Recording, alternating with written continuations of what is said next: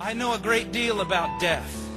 As a young missionary, I lived for many years in a country that was torn apart by war. In that time, 23,000 people died. Sometimes to get the mail, I would have to walk over a dead body. The beauty of man is destroyed by death.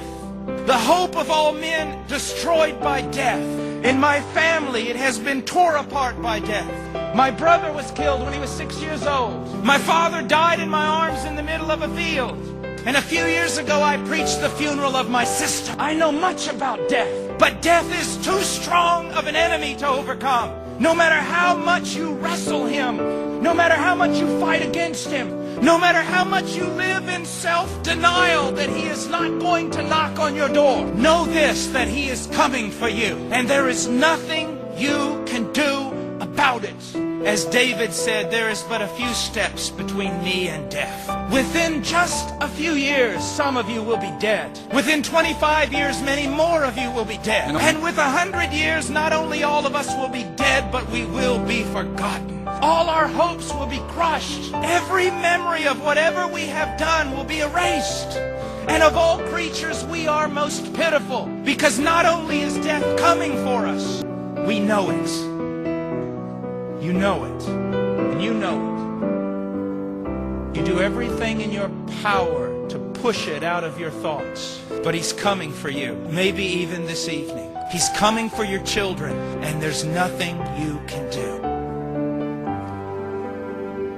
But there is one who has faced death head on. There is one, a mighty warrior, who went into death's stronghold and defeated him in his strongest place. There is one who has overcome man's greatest enemy. His name is Jesus Christ, and he bore the sins of the world, and he died upon a tree, and he paid for the very thing that is the cause of our death.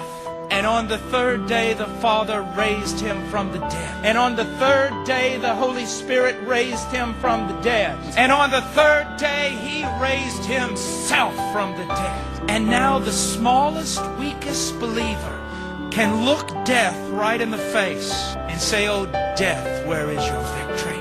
Grave, where is your sting? Sin, where is your power? You who have devoured nations, you will devour no more." You see, the gospel is good news, great news. God is crying out to you about it. Did not Paul the apostle himself say, "I am pleading with you, but it is though God is pleading with you through me"? Why will you live a life that has no meaning? Why will you live a life that literally is going to fall apart? Why will you allow yourself to be swallowed up by death? Why don't you come to Christ? What is holding you? What is this thing that has control of your mind and your heart? Come to Christ. You say, "Oh, it's too good to be true." It is true. You say, "Oh, I'm too great a sinner." You are not greater than the Christ, are you? You do not have more power than his grace, do you? Come to him.